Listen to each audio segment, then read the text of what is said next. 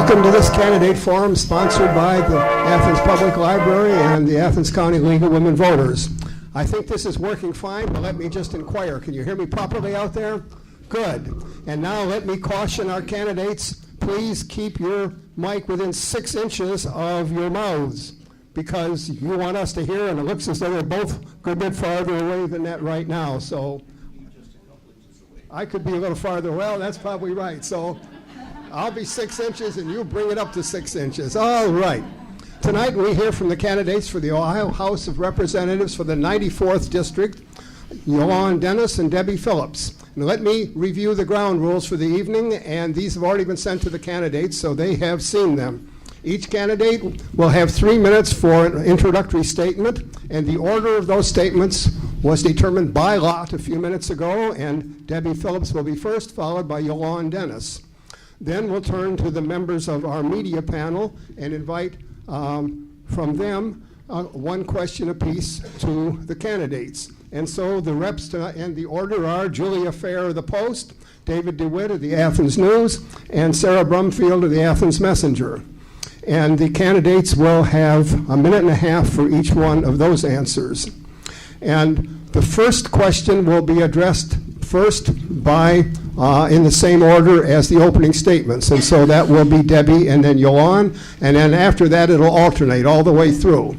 On down through. After the media questions, we will turn to questions from you audience members. And I see several have been turned in over here. We have 2 experienced screeners, reviewers, I guess is the proper term that we use. And as Ed Baum said, we want to make sure a question has not been asked before. Sometimes they are, and so on. Okay, and then if we have time enough, we'll go back to the media for another round. And then in concluding, we'll have 2-minute closing statements by each of the candidates. And that order was established by lot earlier this evening, and that will be Yolan Dennis with the first closing statement and Debbie Phillips the second one. And so with that, let's launch our forum. And Debbie Phillips, your opening statement, please. Thank you, Ellsworth. First, I want to say thank you to the League of Women Voters and the library for hosting this forum and all you do to help provide educational opportunities in our community and help promote a civil dialogue. I think it's really important and appreciate very much the work that you do. Secondly, while Ed couldn't say it, I will. I really would encourage people to get out and vote for the library levy. The libraries provide a lot of really important services in many communities in Athens County, and I promised Sandy Shirey that along the way during the campaign, I would also mention the importance of the renewal of the senior services levy, which is a very small levy that will pay for Meals on Wheels and important services in our community. So just encourage you to take a look at the issues that are on the ballot as well. It has been a great privilege to have the opportunity of working for you for 3 terms. I'm in my 3rd term now as your representative in the Ohio House. The 94th House District lines have changed somewhat, so the district now includes most of Athens County, all of Meigs County, and parts of Vinton and Washington counties. And I have worked really hard to stay in touch with each of the local communities that are part of the district, holding quarterly roundtable discussions in each of the 4 counties, and holding every other year a listening tour where I get out to more of the towns and villages throughout the district. So I have an opportunity to hear from local citizens about your concerns and priorities and answer questions, provide updates, and just make sure that I am working on the issues that are important to folks here in the community. And I really appreciate everyone who's taken the time over the years to participate in those discussions. They've been very helpful to me. And I think that approach of really trying to work with the different communities and different groups of people in the communities is part of why I've been able to earn the endorsements of a variety of organizations, which I respect, and I'll share just a few of those.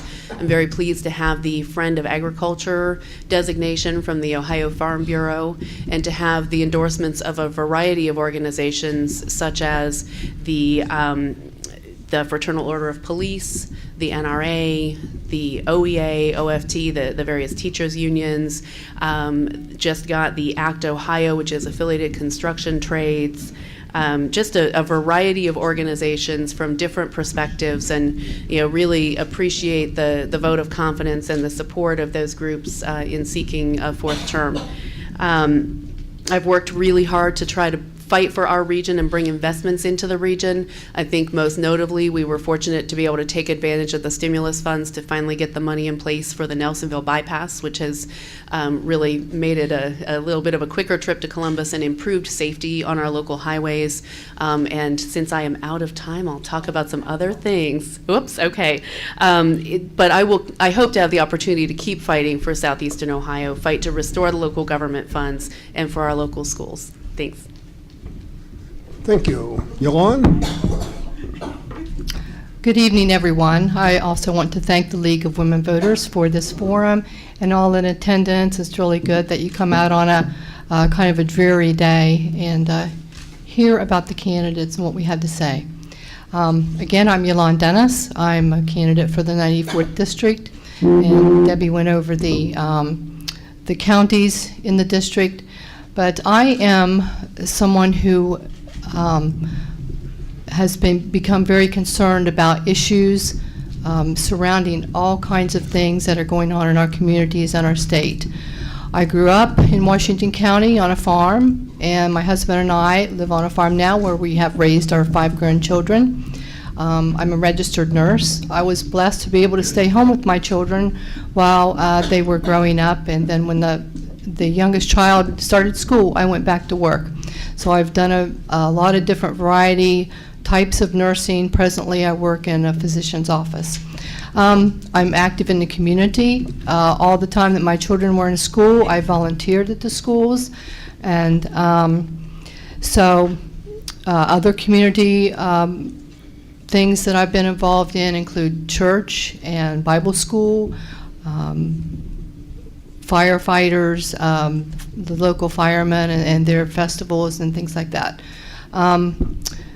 Growing up, I learned a lot about hard work and responsibility and dedication to projects and just being a responsible person. So as I look around and see things that concern me with the district, we need to have some new leadership.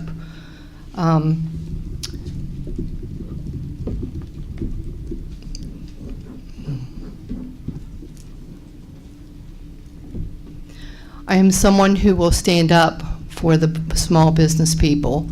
I am someone who will stand up against the regulations that are choking our small business and people who are trying to make a difference in our region.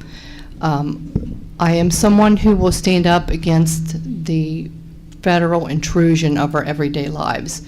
And some of those intrusions include Obamacare. My husband is a family practice physician, and because of Obamacare, he was forced to sell his practice. So he can no longer see his patients in a timely manner. He can no longer treat his patients the way he wants. I have seen firsthand the demoralization of what has happened in the healthcare field with the people that I work with. I am someone who cares about the Common Core issue. Parents and teachers have expressed a lot of concern in this area about what is happening, and I am someone who is in favor of repeal of Common Core. Thank you, Yolan. Now we'll turn to Julia Fair, but first, Debbie, you will answer this question first, and then Yolan, and then we'll alternate after that. So, Debbie Fair, the OU Post. Why should students Julia Fair, pardon me, I okay. apologize. Why should students at Ohio University vote for you? That's a great question. Thank you. I have worked really hard on a number of issues that I think are important to students. When Governor Strickland was in the governor's office, we were actually able to freeze tuition.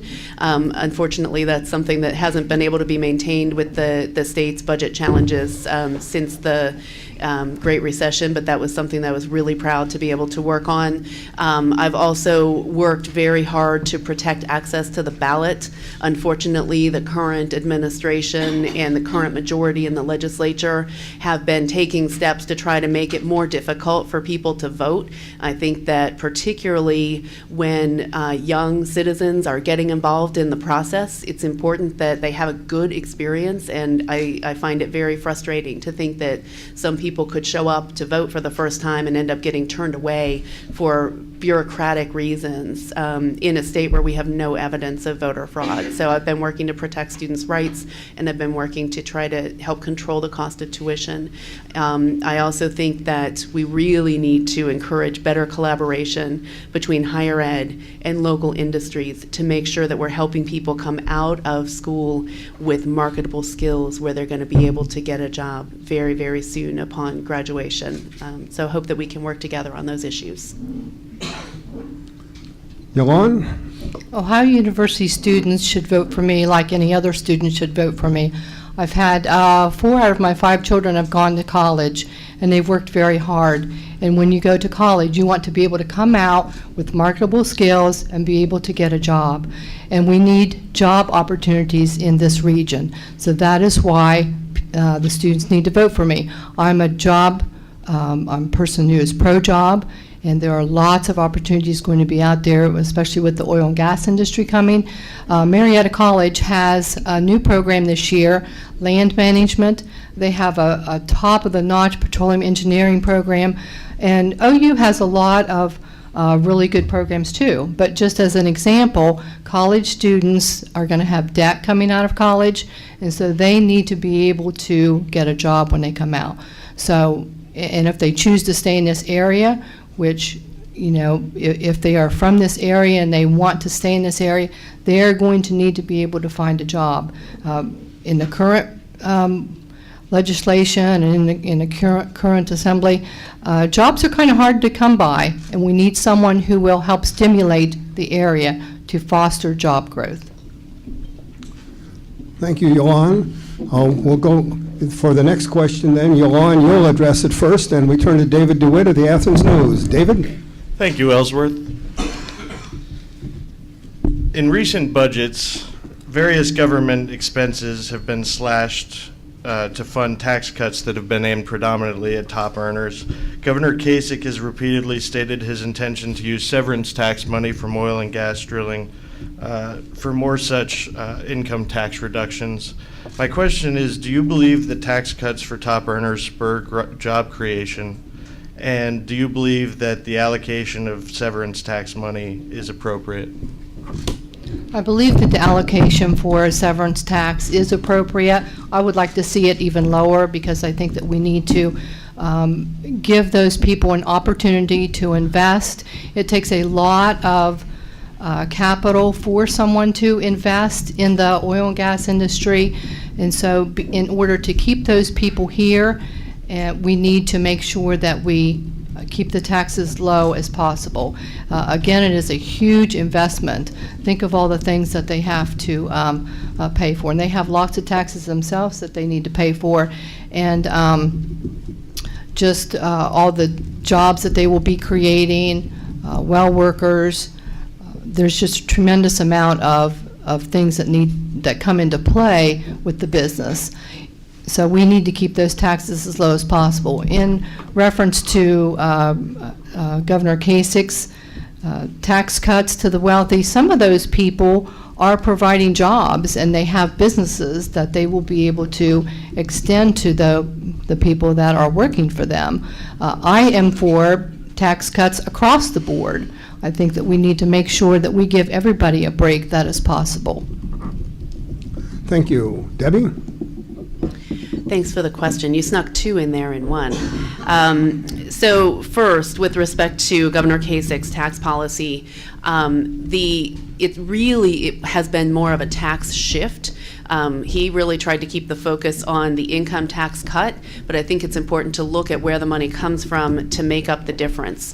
The cuts for the small businesses that were included in part of that package were not large enough to create one job for those filers. Those are generally pass-through filers, so people who have like a 1 or 2 person office. And to make up for the revenue and pay for the state's services, the sales tax was increased, which we all pay. The homestead exemption has been means tested now, so if you're not yet 65 and receiving that, when you turn 65, you may or may not get it. So it's putting the tax burden more on everybody through the sales tax and seniors through means testing the homestead exemption. So it really just shifted the burden more onto our local communities. With respect to the severance tax, we are currently far lower than the other oil producing states. Because the resource is here, that activity will continue. The oil and gas companies can afford to pay their share. What's important is that any revenue from the severance tax is invested in our local communities and in oversight and regulation of the industry. We need to be able to maintain infrastructure based on the impacts from the industry, and the money should be invested in the local communities. Thank you. Okay, and Debbie, you'll answer the next one first, just to alert you ahead of time. We'll turn to Sarah Brumfield of the Athens Messenger. Sarah? Hi. Should your decision-making as a legislator be more based on your personal beliefs and opinions or those of your constituents, even if those constituents disagree with your personal beliefs? That is an excellent question. I have always tried to balance that. I think that when people cast their vote, I've tried to provide information so that people know generally how I approach things and what I believe. I spend a lot of time listening to people in the local community and work very hard to represent what people tell me they want me to do at the State House. But there are times when things are moving fast and when we're provided with a lot more detailed information than has been discussed widely in the media, and we have to use our own judgment. So I really do generally try to balance that with a lot of conversation with people in the community, letting people know generally how I approach things and where I stand on issues, and then using my best judgment when you have to make those calls. Yolan? With my decisions in life, I use my moral convictions and my principles, and that's what I would do at the State House also. Of course, you have to listen to your constituents and get their advice and get their ideas and get their concerns, and you have to kind of blend all that together, but you still have to stand on your moral convictions and principles. I believe that's what I've always done in my life, so I would continue with that. Thank you. Now we'll turn to questions from the audience, and let's see, Yolan, you'll address this one first. This is sort of 2 questions in one. They're both on Common Core, and so the first one is more general, the next one more specific, and I'll read them. And let me just say, anytime during the evening, if you'd like to have me repeat a question, feel free to say so. What is your opinion of the Common Core, and what knowledge of education do you have to make that decision?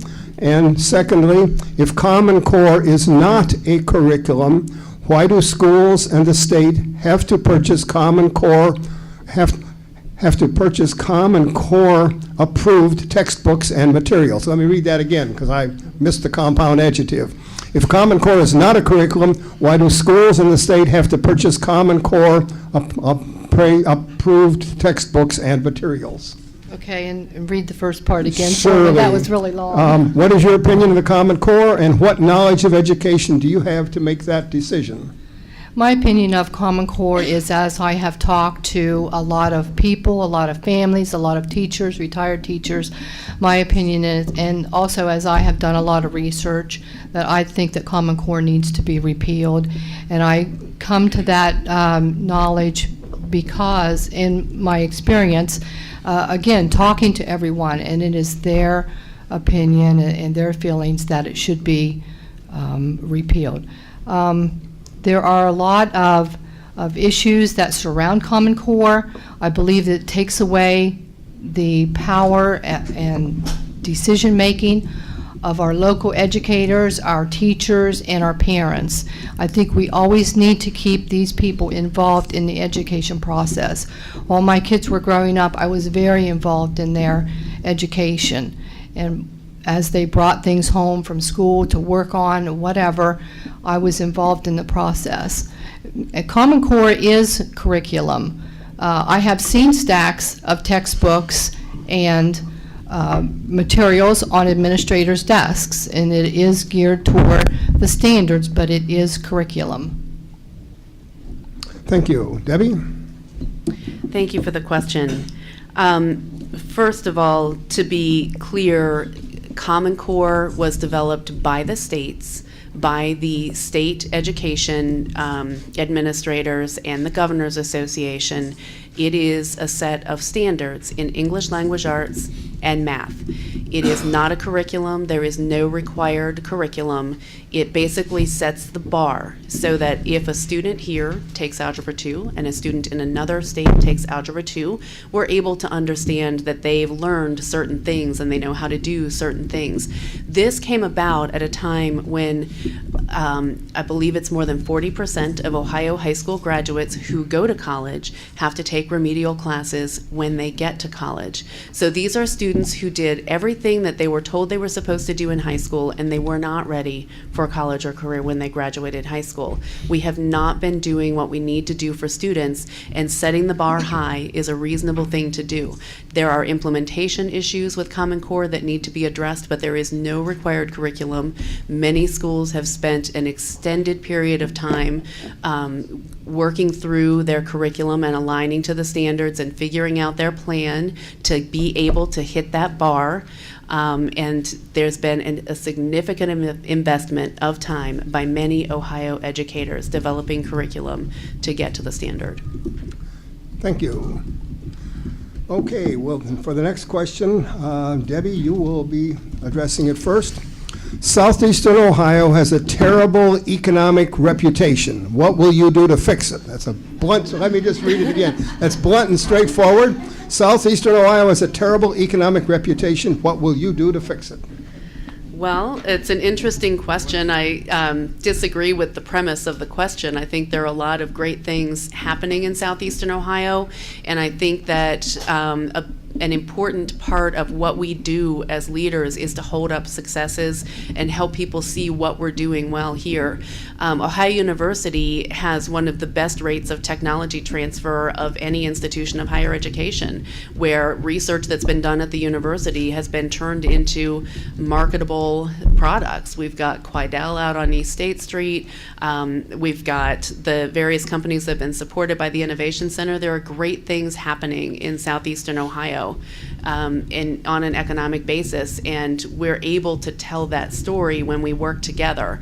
If there are people who take a negative view economically, I think they're just not looking at the success stories. I think we've done a lot of really strong economic networking and development of models that work well in the region. We are recognized nationally for our local food economy, the farmers market, and the strength of our independent restaurants and the networking that goes on there. There are people in Washington, D.C. who buy milk from here in the district, right? So there are some great things going on here, and I think we just need to work together to tell that story and get more interest and excitement about the things that we're doing well in Southeastern Ohio. Thank you. Yolan? Okay, and repeat the question again. Certainly will. Southeastern Ohio has a terrible economic reputation. What will you do to fix it? Foster the energy. We have a lot of energy here in our region that we can foster. And we can become energy independent. Our nation can become energy independent, and we are sitting on top of it here in Eastern Ohio, Southeastern Ohio. Meigs County is really hurting for jobs. They are ranked second in the state in unemployment. So they are really hurting for economic opportunities here. I am here to foster the energy department, the energy fields, look at the area in Steubenville and Youngstown. They are making steel again because of the energy industry. Those steel mills are open. They are working. We can make things in America again. We can make things right here in Ohio. Manufacturing is coming back, and we can be a big, big part of it. Housing, hotels, all kinds of infrastructure, all kinds of things can lead us in the right direction economically with the energy industry. And we also need to include coal in that. The coal industry needs to be supported as much as possible. I have a gentleman that lives up the road from me, and he is an engineer for a coal company. He is in charge of reclamation. We can do this in a good and clean, environmentally safe way. He is in charge of reclamation, and it's impeccable, the job he does. Thank you. Okay, the next question, Yolan, you'll address it first. Now, this one has the word liberty in here. I'm not certain just how the drafter intends to use it, and so I'll let you know that's coming, and I'm not certain. So I will read the question, and I will happily listen, and Yolan, you're first. How do Ms. Dennis and Ms. Phillips feel about the liberty of collective bargaining?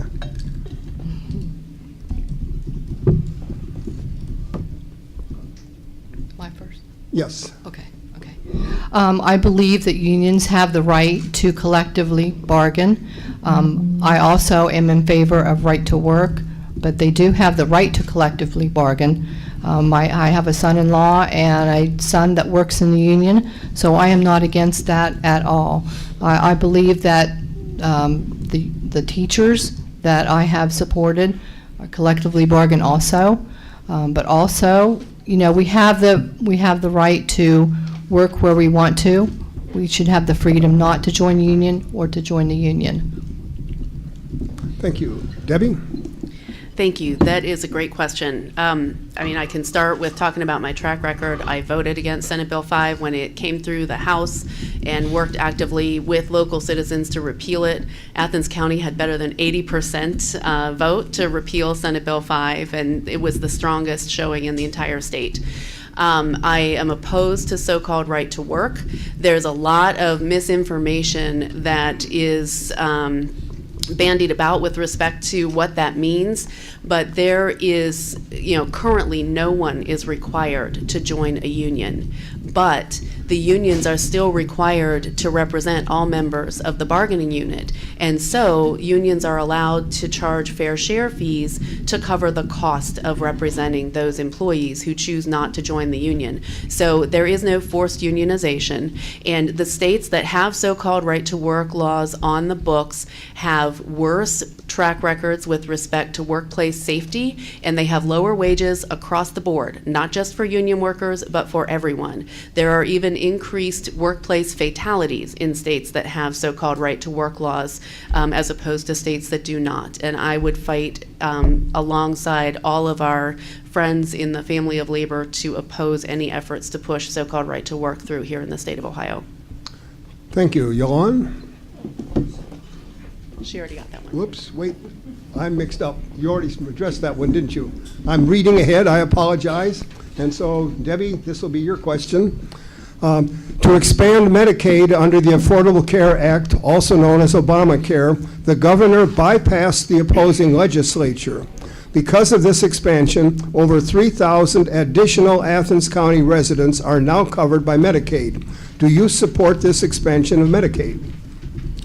Yeah, I do support the expansion of Medicaid. I was one of the people who signed the discharge petition to try to get the bill out of committee when the majority was refusing to move the bill. I think it is incredibly important that people have access to primary care. I think that can help us control costs in the healthcare industry overall.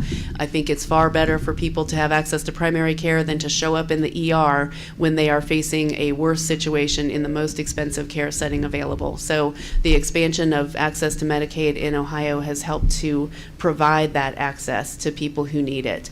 I think that all of us would have preferred the chance for an up or down vote in the legislature. And my understanding is, from the various counts that were taken while the bill was being debated, is that if it had ever been brought to an actual vote on the floor, it would have passed. There were plenty of House Republicans who supported the legislation along with the House Democrats, way more than enough to pass the bill. But because of the influence of the extreme right wing of the party and their efforts to hold together a very fractured caucus, similar to what Speaker Boehner has been dealing with in Congress, they did not bring the bill to the floor for a vote. Had it come up for a vote, it certainly would have passed through a more traditional process. So I'm glad we got the expansion. I'm sorry it couldn't happen through a straight up or down vote on the floor of the House. Thank you. Yolan? I was not in favor of the expansion. I am not against people having health care because I'm a registered nurse, and we do not turn anybody away at our office, depending on the ability to pay. We just don't do that. But I am concerned, the big concern is down the road, when this money is gone, who is going to pay for the expansion then? Where is the cost going to come from? It's going to come from taxpayers, and that is going to be a big burden. That is going to be a big expense when that money runs out. Again, everybody needs health care. The expansion of Medicaid, while may be a positive thing, some of the coverage quite actually is not very good. We have a very difficult time in the office getting things covered, even under the expansion. Thank you. For the next question, Yolan, you'll address it first. This one is fairly long, so let me read it twice. Currently, undocumented immigrant workforce is an important issue in the construction industry. Could you support legislation that would hold contractors that use undocumented workers accountable, including tougher criminal penalties for those who use them? Why don't I read that again? Currently, an undocumented immigrant workforce is an important issue in the construction industry. Could you support legislation that would hold contractors that use undocumented workers accountable, including tougher criminal penalties for those who use them? Well, I certainly think that we need tough laws and good regulations for the immigrants. I'm not sure if we should put stiffer penalties on the owners of businesses, though.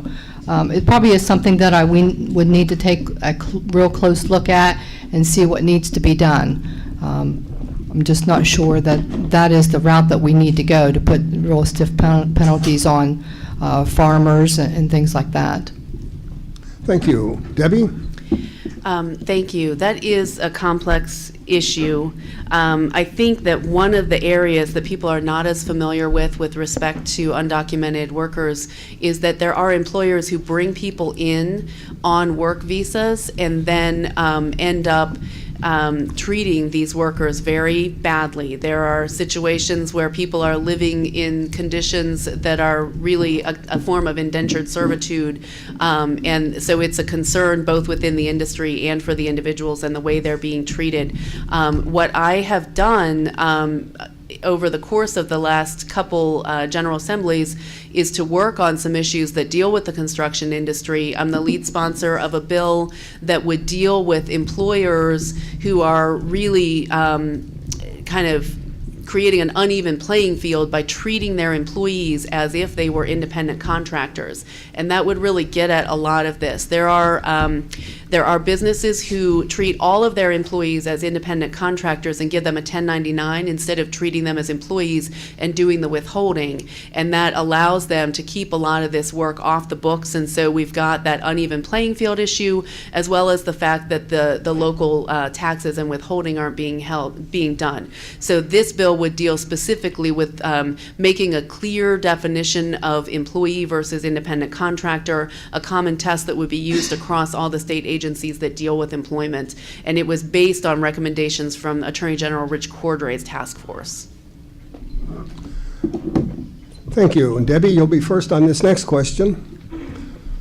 Do you have a plan to bring back to local villages and townships state money that has been taken away in the last few years? I absolutely support that. To give a little background, when the state created a state income tax, it was really pitched as a partnership to cover the services that we need here in the state. And so there's a distribution formula where some money goes to schools and some goes to the local communities and some goes to the libraries. And the local government fund was set as a percentage of the state's general revenue fund. So Governor Kasich in his first budget actually cut the local government fund formula by 50%, and creating a significant reduction in funds to townships, villages, cities, and counties. I voted against that. That was part of how he paid for the income tax cut that was included in his first budget, essentially a shell game, pulling money out of our communities and redistributing it to the wealthiest individuals in the state. So we have continued to offer amendments to try to restore the local government funds as different proposals have come forward about what to do with revenue that's coming in above projections. And I will continue to offer those amendments and fight to restore the local government funds, because we have townships and villages who are struggling just to cover basic services. Thank you. Yolan? Yes, I agree. The local townships, local governments do need some of that money restored. I believe that the cuts were too deep. I've talked to my county auditor, and as we went over some figures and things, we both agree that the cuts were too severe. So we do need to restore those monies to the townships. A lot of townships don't have any industry at all, so they are really hurting to keep their roads repaired, just to perform basic services for their townships. So yes, we do need to restore those monies. I've told township trustees that it will be a priority of mine in Columbus to get some of that money restored. Thank you. Yolan, you'll address this question first. Are you pro-choice or pro-life, and why? I am pro-life, and I am pro-life because I am a Christian and I believe that God is the one that gives life. It's just that simple for me. Anybody who chooses to have an abortion, there are women who need have some tough choices to make. But think about the saying by George Bernard Shaw. Responsibility, freedom brings responsibility. That is why men dread it. Whose responsibility is it? If young people want to have the freedom to do whatever they want to do, then they need to take the responsibility for the outcome. Abortion is a terrible thing, and as a Christian, we can pray for those people who have to make these tough decisions, but there are other choices out there. When my husband was in residency, he delivered a woman who was 25 weeks, and he ran down the hall with this baby in the palm of his hand. He saw the feet of that infant. He saw the heart beating. That was only 25 weeks. That's a time when a lot of people, a lot of young women have abortions. Debbie? Thank you for the question. I'm pro-choice. I think that we need to work to make sure that people have real choices and make sure that people have accurate information. I think that the best way to reduce the number of abortions is to provide developmentally appropriate, medically accurate sex ed to young people and to make sure that we have access to contraception. I think that that is the best way to make sure that people who are faced with those decisions have a safe way to make their own medical choices. If you look at the legislation that has come through the legislature under this current majority, we have seen the defunding of Planned Parenthood. Everyone here knows that Planned Parenthood in Athens does not perform abortions. They provide medical care on a sliding fee scale basis. They do breast cancer screenings and cervical cancer screenings and provide access to contraception for a lot of women in southeastern Ohio. For some of these folks, it may be the only doctor they have access to because it's available on a sliding fee scale basis. I think that in addition, lawmakers are not doctors, and we can't make those calls. There's legislation that has passed that I believe could lead to the deaths of women in ERs because doctors are not sure about what they are and are not allowed to do. I think it's a dangerous situation. Thank you. Okay, Debbie, you'll answer this one first. Do you believe illegal drugs are a problem in our district? Yes, I do. I could talk a little bit more about that, though, if you like. We have had a serious epidemic of opiate addiction all over the region, but in southeastern Ohio, I think that we've been hit particularly hard by the what was really started by the pill mills. I think that we've done a good job legislatively in cracking down on the pill mills, but we still have people who became addicted during that time who are now shifting over and using heroin and other very dangerous substances. There are still places that we need to make progress, and that has been something that has been addressed in a very bipartisan way. It's one of the few issues that I think we've been able to work on pretty effectively together across party lines. Even simple things like we passed a bill recently which requires that hospice workers have a protocol in place for what they do with unused medications when a patient passes away. So that medication is collected back and appropriately disposed of, and it's not just left in a medicine cabinet for some curious young person to find and get into without knowing what a serious drug it is. So we've got a lot more work to do with respect to providing access to treatment, but I think that we are making progress, and there's a good effort underway of different partners in the community, law enforcement, treatment providers, and policymakers working together on the issue. So I'm hopeful. Thank you. Yolan? And read the question again. You Certainly need to will. clarify something with it. Do you believe illegal drugs are a problem in our district? Illegal drugs, yes. Opiates are legal drugs prescribed by physicians. Illegal drugs, yes, there is a big problem. Marijuana, in particular. Marijuana is a very dangerous product, a very dangerous drug. It's a gateway drug. It leads to heroin and use of other illegal drugs. Marijuana is not only associated with harmful effects, it is associated with violence, abuse. It's harmful in the home because children are there, and there are a lot of things that come into play with the use of illegal drugs. The molecular cells in the brain are responsible for development and normal function of the brain. Marijuana greatly affects these functions. Memory, coordination, balance. It can affect the tissues of the lung. It can cause your heart to race. There are a lot of side effects associated with marijuana. We should not legalize it for any reason. Thank you. Next one, Yolan.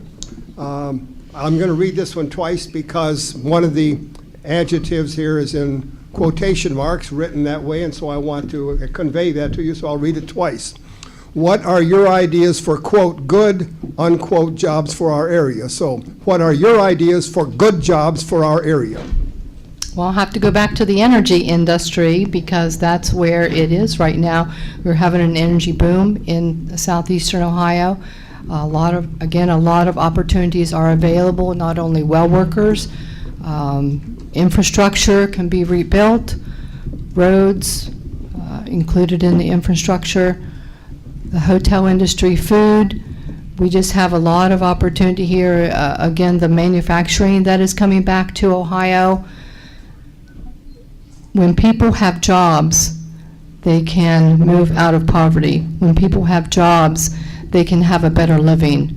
We can have a better lifestyle. People will invest in their communities and in their schools, but we need good jobs. And I believe that right here underneath our feet, we have a lot of opportunity to extract those. I believe we have a God-given, we just need to be able to extract those gifts that God has given us. And in doing that, we can bring prosperity, we can bring, hopefully a lot of families will choose to stay here and be with those that they love. Thank you. Debbie? Thanks. I think that good jobs really depends on the kinds of things people are interested in, and so it can mean a variety of different things. I think that we can really work to build on our strengths. We already are leaders with respect to clean and advanced energy and energy efficiency. We have a significant and developing biotech and medical cluster of businesses here in the area. And I think that both of these are things that work very well with the research capability of institutions that are here in the area. So those spin-offs can continue to be an avenue for job creation in our region.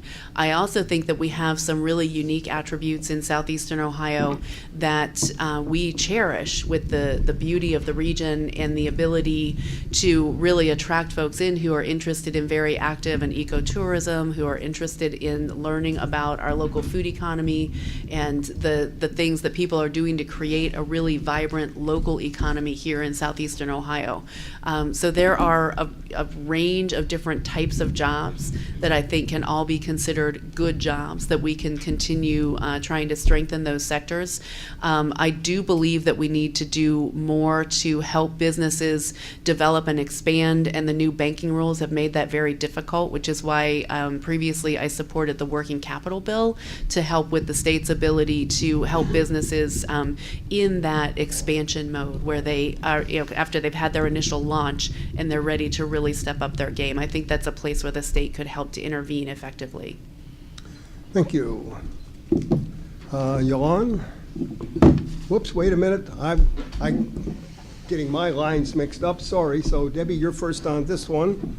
And Governor Kasich has made significant cuts to local schools. Do you support continuing these cuts? If so, why? If not, why not?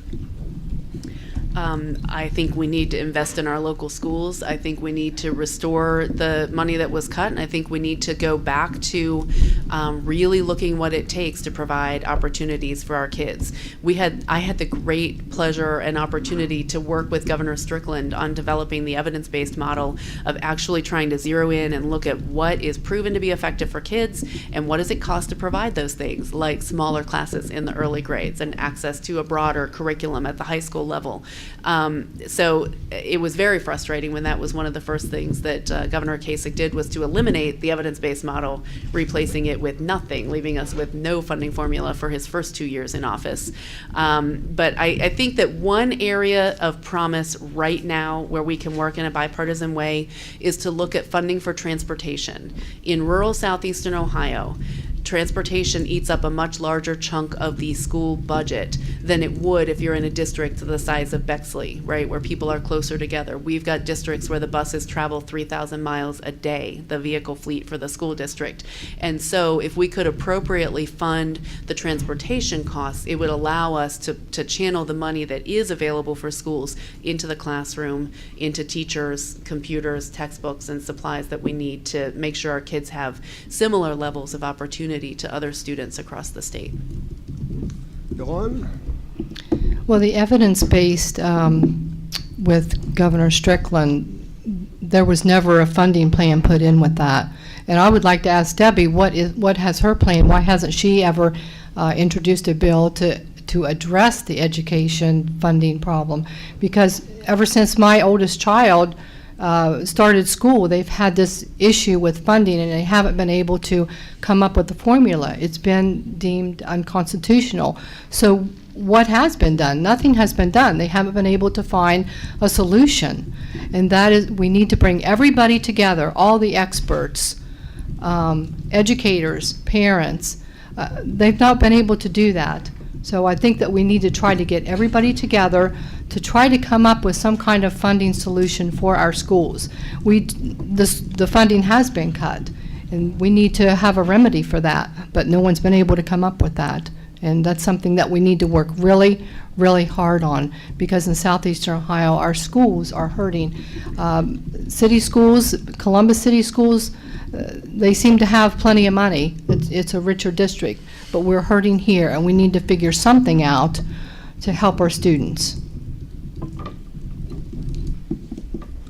Thank you. Okay. Hoping by keeping one step ahead of you, I don't miss the step here. Why? So, Yolan, last winter, Ohio's electricity demand reached 95% of generating capacity. What are your plans to increase capacity on cloudy, windless winter days?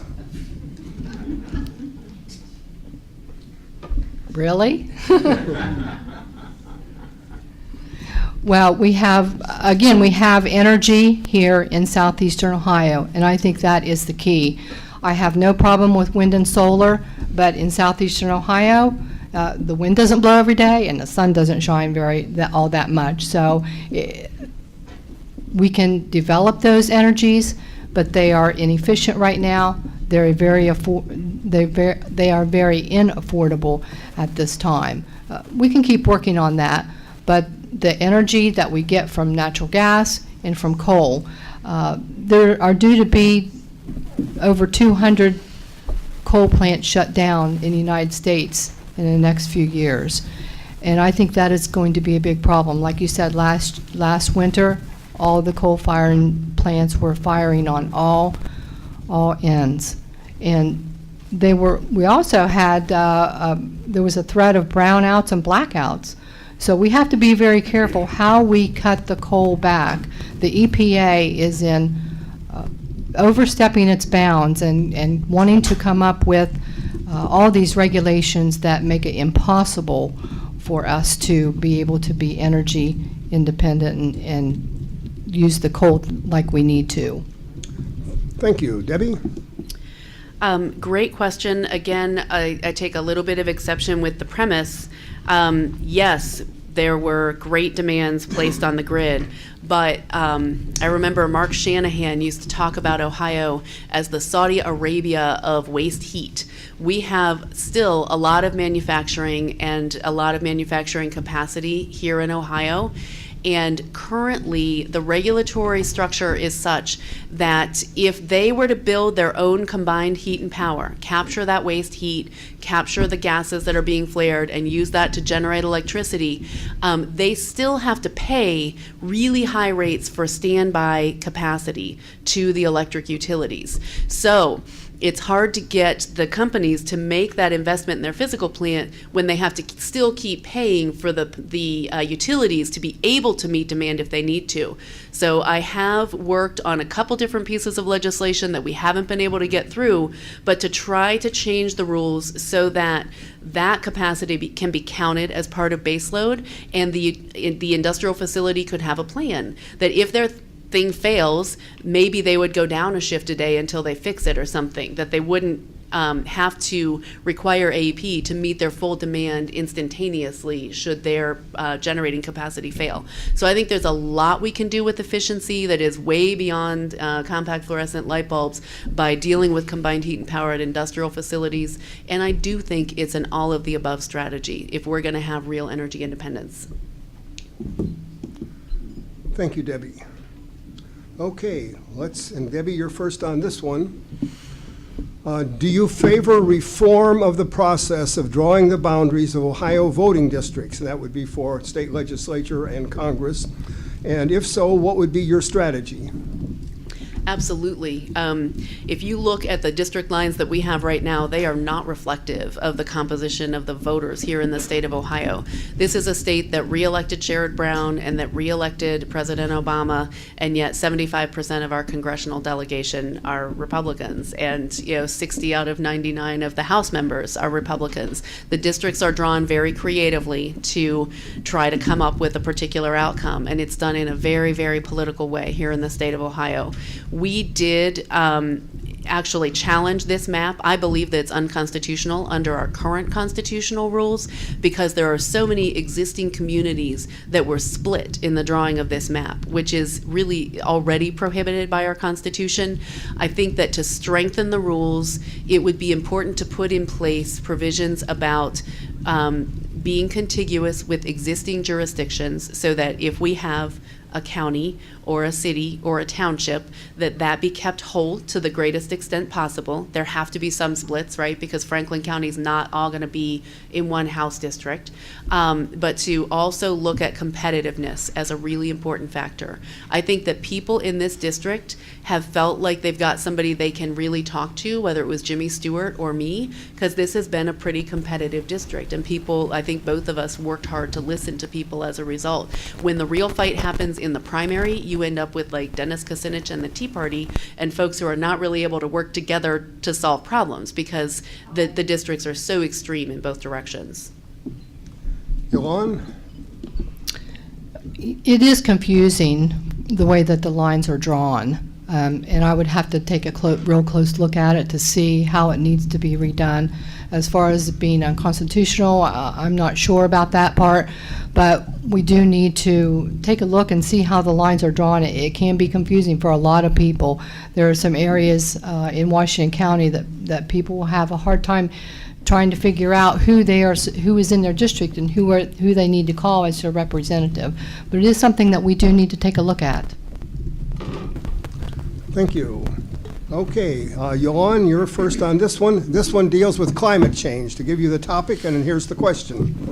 Given the IPCC and the Pentagon's recent reports on the disruptive effects of the coming climate change, what should legislators in Ohio be doing to get the state ready to meet this challenge?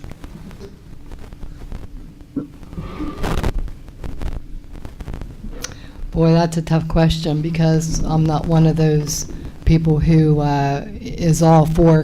believes in climate change.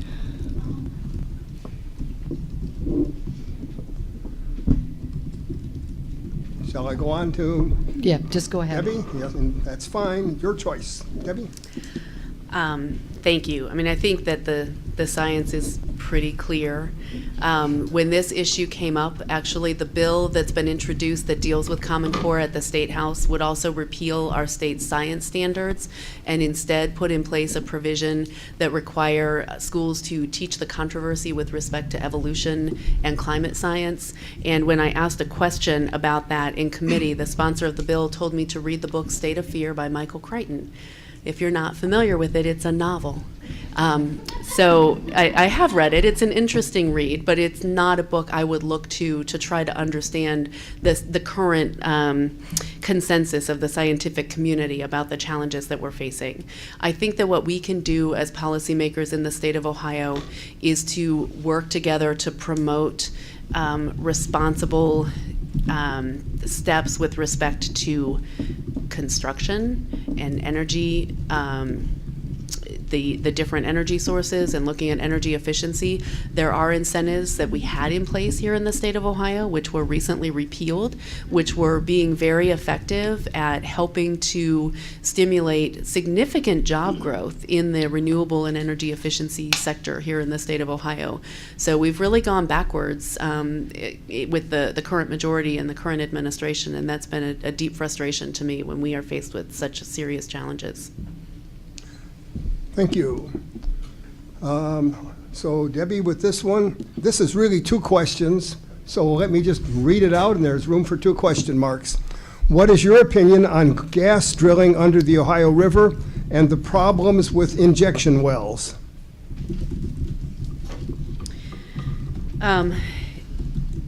I actually just recently heard that the state of West Virginia is entertaining permits for drilling underneath the Ohio River. We did have the issue come before us with respect to Lake Erie, and that's something that I opposed. I think that accidents happen in many industries, and when you're talking about the drinking water supply for a lot of different communities, it's important that we take extra measures to prevent the kind of serious crisis that we faced with the leak from Freedom Industries in West Virginia as an example of what happens when a community's water supply is contaminated. We just have to try to prevent the possibility of those things happening. With respect to injection wells, I am concerned about the amount of out-of-state waste that Ohio is taking, and I am particularly concerned about the fact that Class 2 injection wells are taking waste from hydraulic fracturing operations. The Class 2 wells do not currently require any monitoring wells to be in place, and some of them are old oil and gas production wells. So I don't know that there's any way to know if that has been in the ground for decades already, whether the material is being injected into the formation that ODNR believes it's being injected into in the absence of monitoring wells. I think that it's just incredibly important that we have adequate oversight and monitoring to prevent danger to our local communities. Thank you. Yolan? Well, in relation to drilling underneath the river, well, if you consider the depth of the river, and you're going to be drilling thousands and thousands and thousands of feet underneath there, they already do that in other places. And we have safeguards in place for that to happen. The wells have layers, several layers of protection. There are safeguards in place. We have excellent regulations in Ohio, and also that is the case for the injection wells. Now, I do have a concern about all the waste coming from other states. I think we might need to take a look at that. I don't know if we can do anything about that because of the interstate commerce laws, but that is something that we might need to look at. And I've talked to a lot of people, and they are concerned about that aspect of it. But the injection wells are very well regulated. Again, there's a lot of protection there. If you think about your water and your aquifers, those are just maybe 150 feet deep, where these injection wells go down up to 13,000 feet, and they have multiple layers of protection, and that goes down below impermeable area so that it cannot come back up to contaminate the water. We've been doing this for since the 1930s. Don't you think we would have a problem by now if we were going to have a problem with safety in water? Thank you. Okay, I think we have time for one more question. So, let's see, this one will be on. In view of global heating due to coal combustion, can you support mining jobs, thereby trading present jobs for future difficulties? Yes, I would support mining jobs. I've talked to a lot of people, and the coal mining in this area and in other areas has been a very important part of people's lives in this area. And as they have lost those jobs, they've lost their livelihood. So I think we can do this in a safe and environmentally good way. There are restrictions in place. The coal industry is heavily regulated. I will allude to my neighbor again, who is an engineer in the coal industry. He's in charge of reclamation. There are multiple studies that they have to go through in order to get a permit to mine. And once they are done with this, you would not even know that the land has been mined. The impeccable job of grazing area that they come up with is just a beautiful sight to see. I think that we need to encourage those in the coal industry to hang in there, and we need to fight the EPA on their overregulation. Thank you. We've run out of time for further questions, to and answer so that one? Whoops. I apologize. It's okay. Debbie, I'm sorry. No, thank you. So I do believe that it's an all-of-the-above strategy as we transition. I do believe that coal is part of maintaining baseload capacity and making sure that we maintain manufacturing capacity here in Ohio.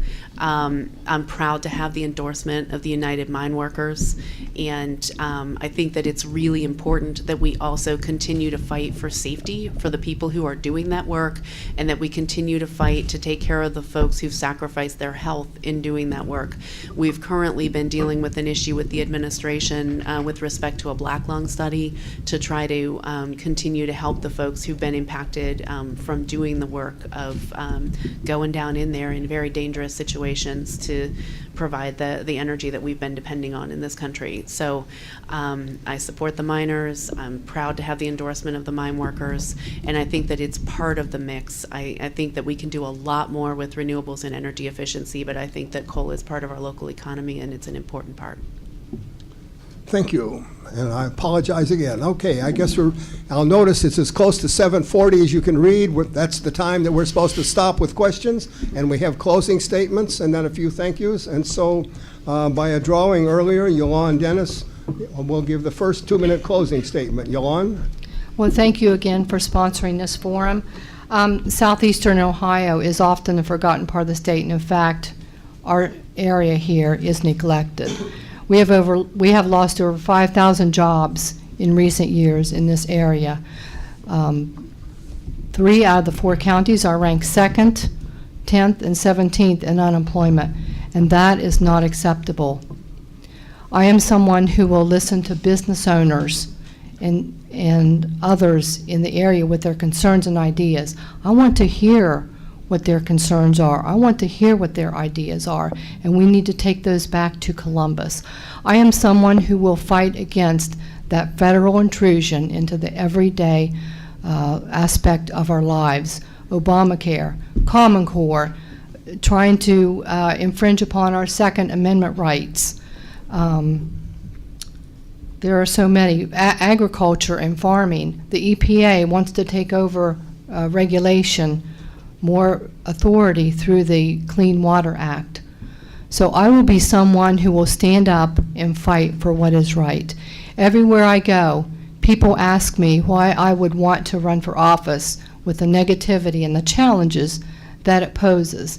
And I tell them, we need honest, capable, passionate people to step up and make decisions for the people in our district based on their needs and their desires and what they need for their families.